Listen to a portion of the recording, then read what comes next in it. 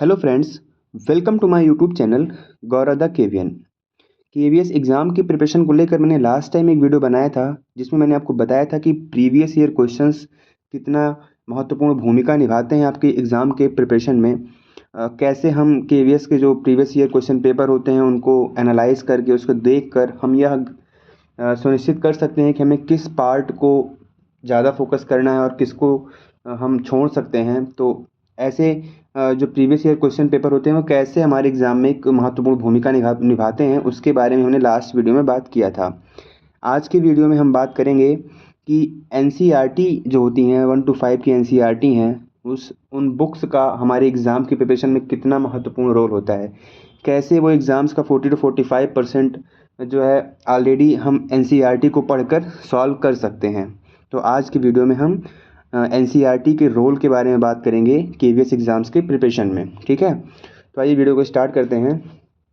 केवी की जो प्रिपरेशन होती है उसमें एनसीईआरटी की बहुत ही महत्वपूर्ण भूमिका होती है, क्योंकि जो लास्ट टाइम एग्ज़ाम हुआ था 2023 में उसमें एनसीईआरटी की वैल्यू बहुत ही बढ़ गई। उसको जिसने उस एग्ज़ाम को एक बार फेस किया होगा उसने खुद देखा होगा कि एनसीईआरटी जो 1 to 5 की उसका कितना इंपॉर्टेंट रोल रहा है उस एग्ज़ाम में। क्योंकि जो क्वेश्चन पेपर थे उसके 35 to 40% एग्ज़ाम के जो क्वेश्चन थे वो एनसीईआरटी से ही आए थे। और एनसीईआरटी में ऐसे नहीं कि बहुत ही हार्ड, मतलब बेसिक चैप्टर्स को लेकर, चैप्टर की स्टोरी को लेकर, स्टोरी के जो कैरेक्टर्स होते हैं उसको लेकर क्वेश्चन पूछे गए थे। और हम अगर एनसीईआरटी को अच्छे से पढ़ रहे हैं 1 to 5 को, उसको फोकस करके जाते हैं तो 45% मार्क्स आप आराम से गेन कर सकते हैं। इस तरह हम कह सकते हैं कि केवीएस के एग्ज़ाम में एनसीईआरटी का बहुत ही महत्वपूर्ण रोल होता है। वैसे तो जो एनसीईआरटी है वो होती है वो हमेशा जो हमारे जो बेसिक कॉन्सेप्ट होते हैं उसको काफ़ी हद तक क्लियर कर देती है। केवीएस क्या, किसी भी टीचिंग एग्ज़ाम्स में जो एनसीईआरटी का रोल होता है वो उतना ही महत्वपूर्ण हो जाता है जितना कि अन्य एग्ज़ाम में।